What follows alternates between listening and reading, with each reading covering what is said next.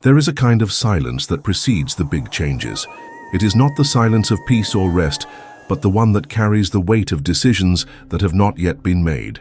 It is the silence that hangs over the desert when the stars begin to disappear and the sun has not yet decided whether to rise. In this kind of silence, men discover who they really are. Billy McKenna knew this silence well.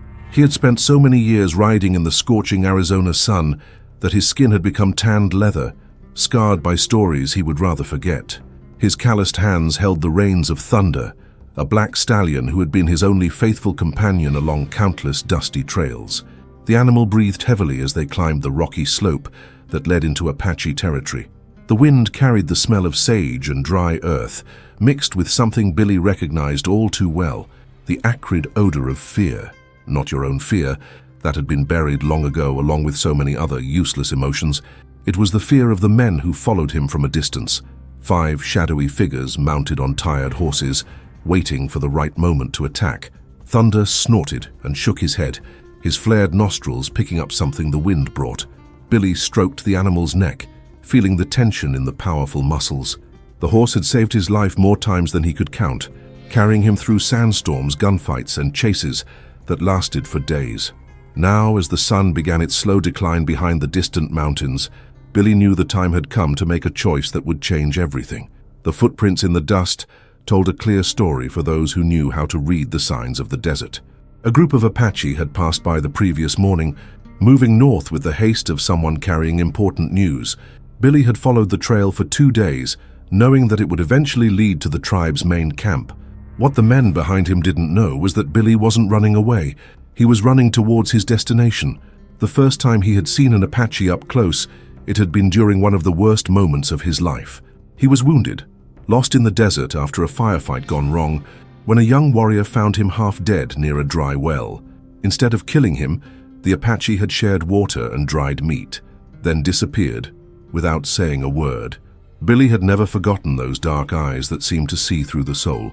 Now, years later, as he rode towards sacred Apache territory, Billy bore more than just the physical marks of a hard life. He carried the memory of every man he had faced, of every decision that had brought him up to that moment. The scars on his hands came not only from ropes and spurs, but from clenched fists in moments of anger and despair. Thunder slowed their pace when they reached the top of the hill. Below them, the valley stretched like an open wound in the earth, its red rocks reflecting the golden light of the evening. Smoke rose from several points on the horizon, signs of camps scattered throughout the region. Billy knew that each column of smoke represented a family, a story, a life that would soon be touched by the consequences of his choices. The sound of hooves behind him grew closer. The 5 men had decided to quicken their pace, probably calculating that they had few hours of daylight left. Billy recognized their impatience, the thirst for revenge that had consumed them since they found out where he was. But they didn't understand what was really going on. They thought they were hunting a desperate fugitive. Thunder stopped completely and looked back, as if asking his owner what he should do. Billy slowly dismounted, his boots making little noise in the stony earth. He knelt beside the horse and leaned his forehead against the animal's warm snout. For a moment he allowed himself to feel the weight of all those years, all those miles traveled together. The decision he was about to make wasn't about running away or fighting. It was about something much deeper, something that touched on the essence of what it means to be human in a world that often seemed to have lost all humanity. Billy looked once more down the valley, then at the path behind him, where 5 men were approaching with a thirst for blood.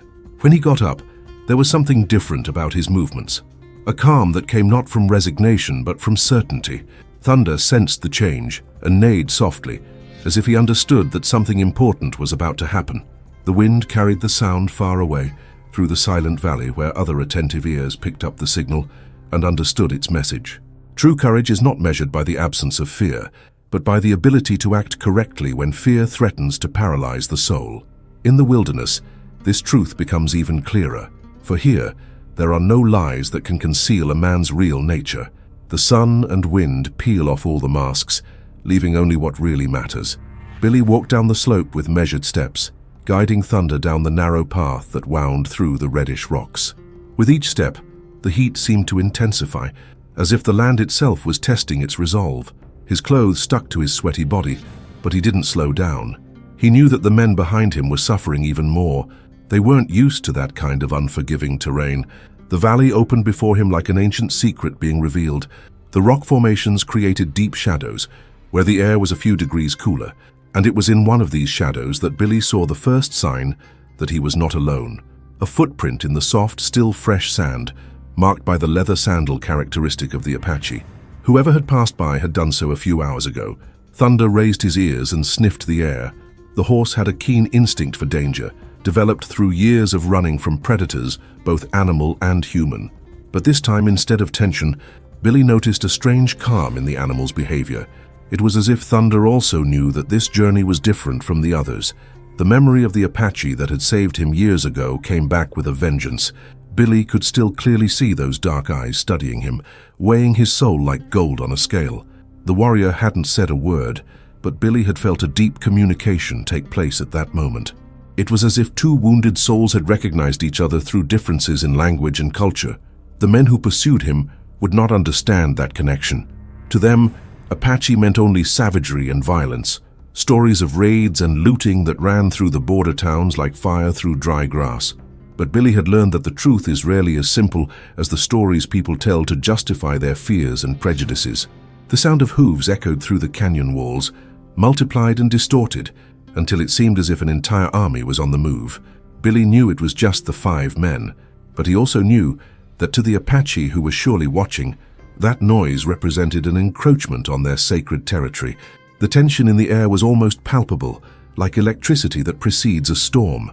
Thunder stopped abruptly and turned his head to the left. Billy followed the animal's gaze and saw a lone figure on top of a rock formation about 50 yards away. It was a young Apache, probably a scout, with a spear in his hand and his body painted with symbols of war. The 2 men looked at each other for a long moment, each assessing the other's intentions.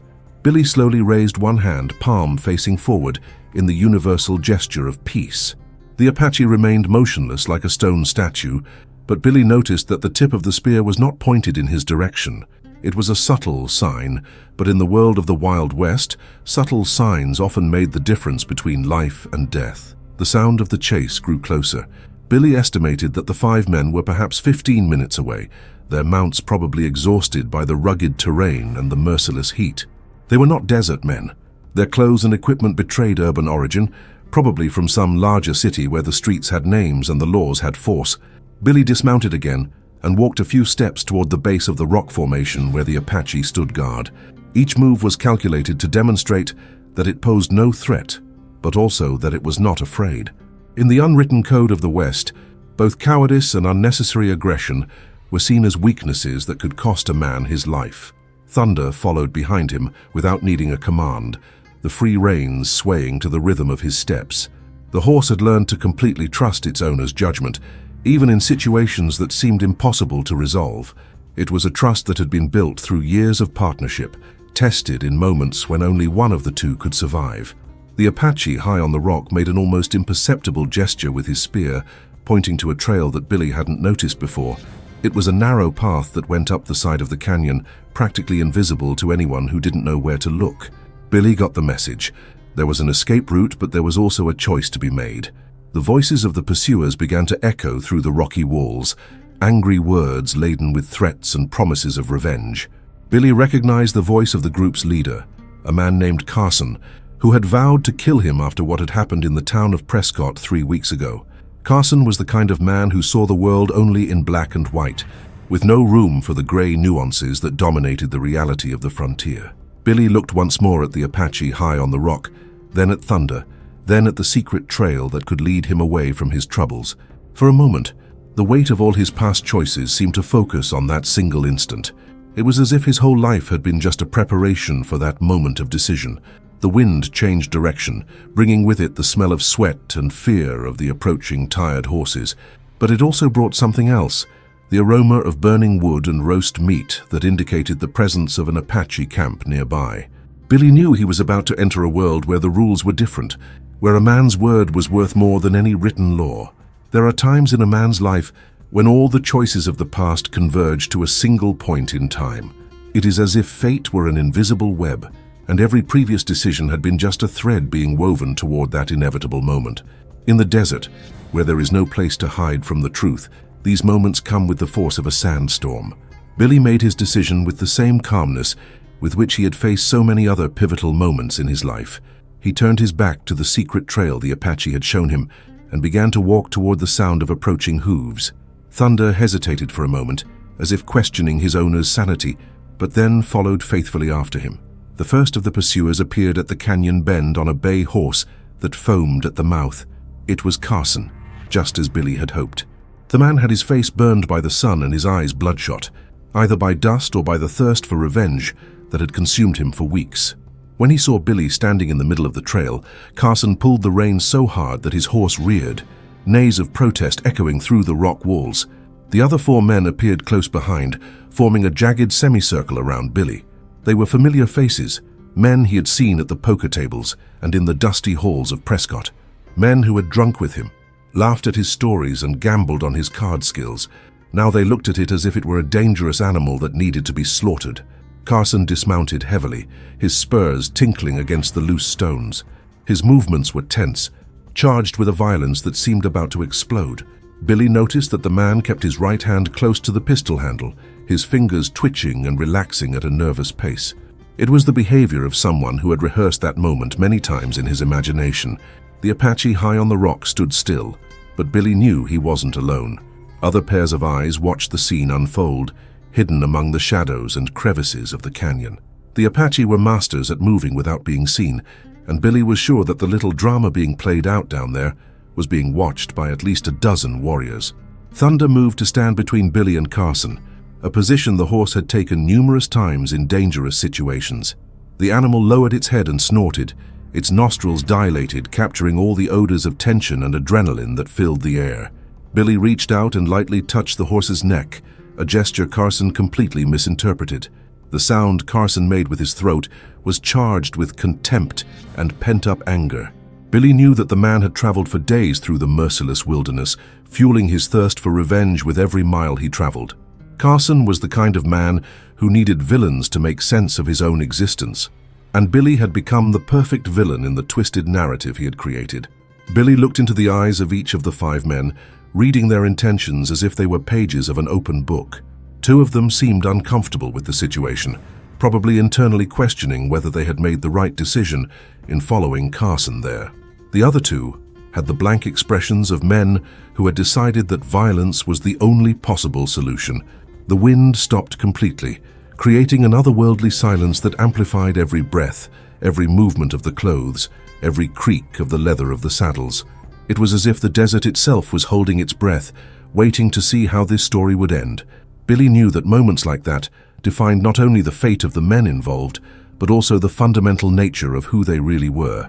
Carson finally broke the silence with words Billy had hoped to hear, accusations that echoed through the walls of the canyon, distorted and amplified until they sounded like the screams of ancient ghosts. Billy didn't answer right away. He'd learned that sometimes silence said more than any words could express. Thunder took a sidestep, positioning himself so that Billy had a clear line of sight to all 5 men. The horse had developed an almost supernatural instinct for confrontational situations, and Billy trusted that instinct as much as he trusted his own intuition. If Thunder sensed there was imminent danger, then Billy knew he needed to be prepared for anything. The Apache high on the rock made an almost imperceptible movement, and Billy caught the signal out of the corner of his eye. It was a warning. More men were approaching the canyon, probably attracted by the noise and tension that hung in the air like dense smoke.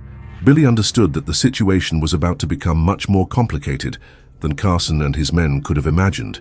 Billy finally spoke, his voice carrying the weight of years of experience and a calm that contrasted dramatically with the hustle and bustle of the men in front of him. His words were carefully chosen, each of them loaded with meaning and intention. These were not just words of defense or explanation, they were words that would reveal the true nature of all the men present in that canyon.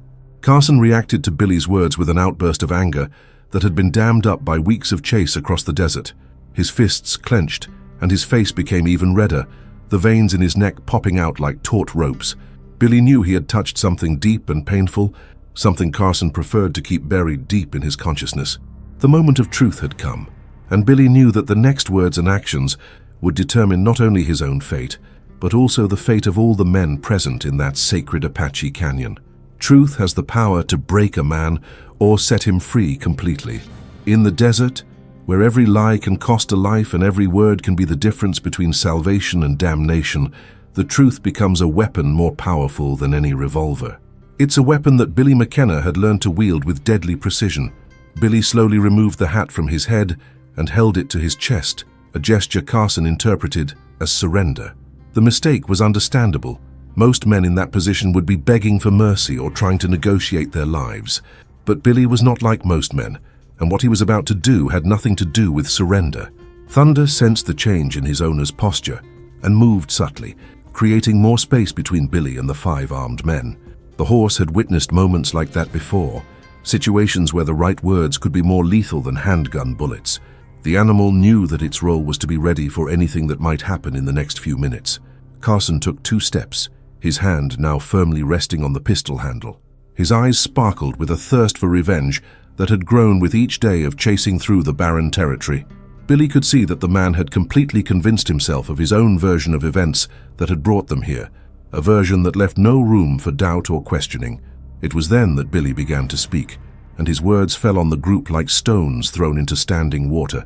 He told of the night in Prescott, of the poker game that had ended in violence, of the shot Carson had shot an unarmed man in the back.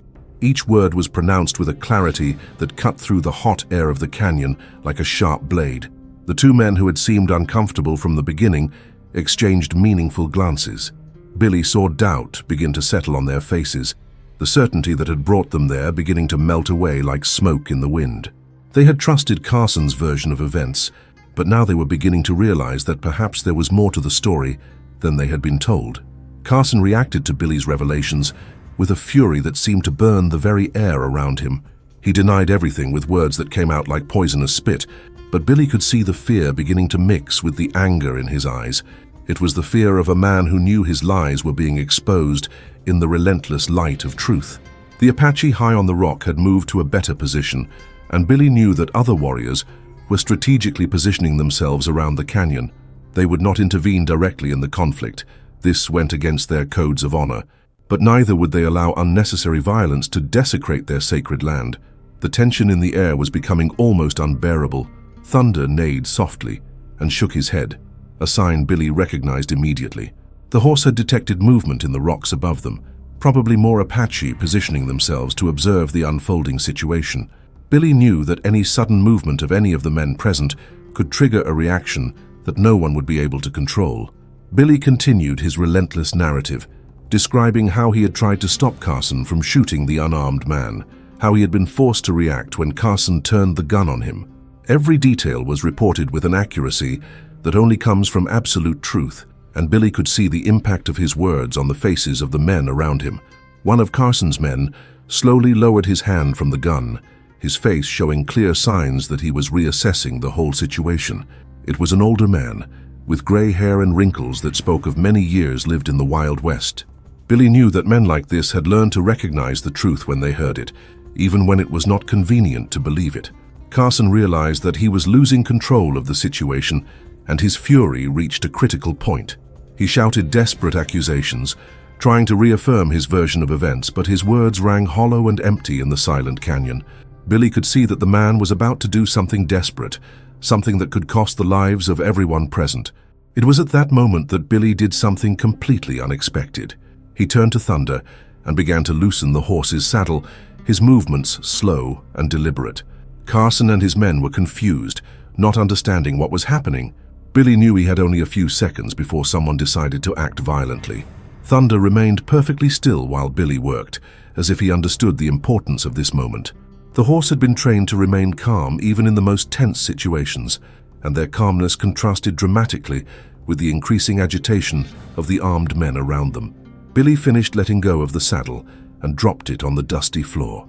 Then he removed the bridle from Thunder's head, freeing the animal completely. The horse shook his head, enjoying the feeling of freedom after days of traveling through the desert.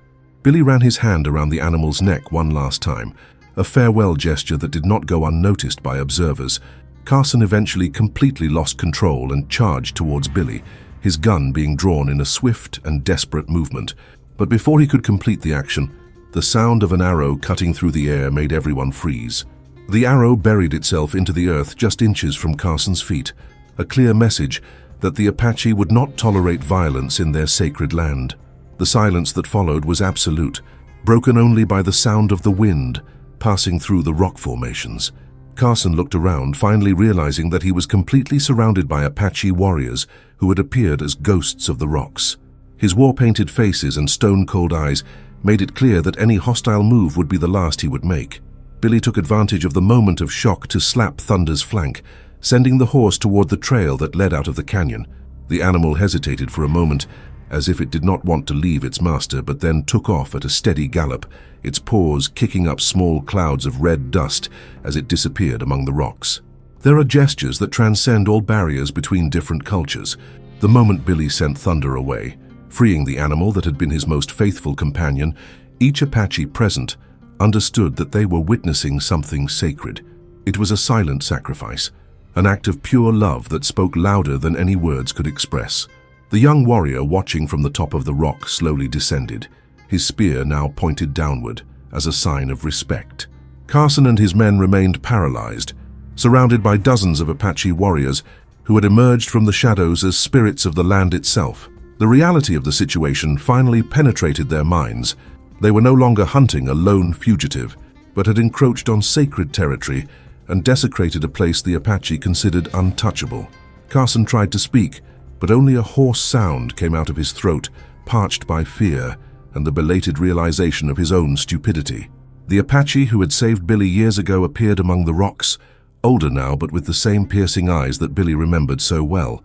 The warrior walked over to where Billy was and placed a hand on his shoulder, a gesture that sealed an alliance that had been born in the desert and strengthened through time and distance. Billy knew that this man had become more than a savior. He had become a brother chosen by fate and the circumstances of life. The 5 pursuers were disarmed without resistance, their weapons falling into the red dust as unsolicited offerings to the desert spirits. The older Apache spoke in his own language, words that sounded like ancient music, loaded with ancient wisdom. Billy didn't understand the words, but he fully understood the meaning. The men would be escorted out of Apache territory and never be allowed to return. It was a mercy that Carson did not deserve, but that the Apache offered out of respect for Billy's sacrifice. Thunder reappeared on the horizon 3 days later, galloping freely across the plains that extended beyond Apache territory. The horse had encountered a wild herd and seemed to have decided that he preferred freedom to domestication. Billy watched him from afar, sitting by a campfire in the Apache camp, and smiled for the first time in weeks. Seeing Thunder running free under the infinite sky was like watching a piece of his own soul finally find peace. The Apache who had saved him joined Billy in silent contemplation, and the 2 men stood side by side as the sun set behind the distant mountains. There was no need for words between them. They had both learned that some truths can only be communicated through shared silence and mutual understanding that is born from similar experiences with suffering and redemption. Carson and his men arrived in Prescott a week later, their faces scorched by the sun and their spirits broken by the wilderness experience. 2 of them left the city the same night, never to be seen in the region again. The other 2 became different men, quieter and more reflective, as if they had looked into the eyes of death and learned something fundamental about the nature of human existence. Carson spent the rest of his days drinking alone in the dusty halls, muttering stories no one believed about Apache ghosts and horses that ran free as the wind. Billy McKenna was never seen again in Arizona's border towns. Some said that he had left for Mexico, others that he had become a hermit in the mountains, but the Apache knew the truth. He had found something that few men discover in their entire lives. He had found a place where he belonged, where his wounded soul could finally begin to heal. And on the afternoons when the wind blew strongly through the desert, the elders of the tribe swore they could hear the sound of hooves galloping freely, carrying with them the echo of a friendship that transcended all differences between 2 distinct worlds. If this story of courage and sacrifice in the heart of the American wilderness has touched your soul, you can't miss the upcoming epic Wild West journeys we've prepared for you. Subscribe to the channel and activate the bell so you don't miss any adventure.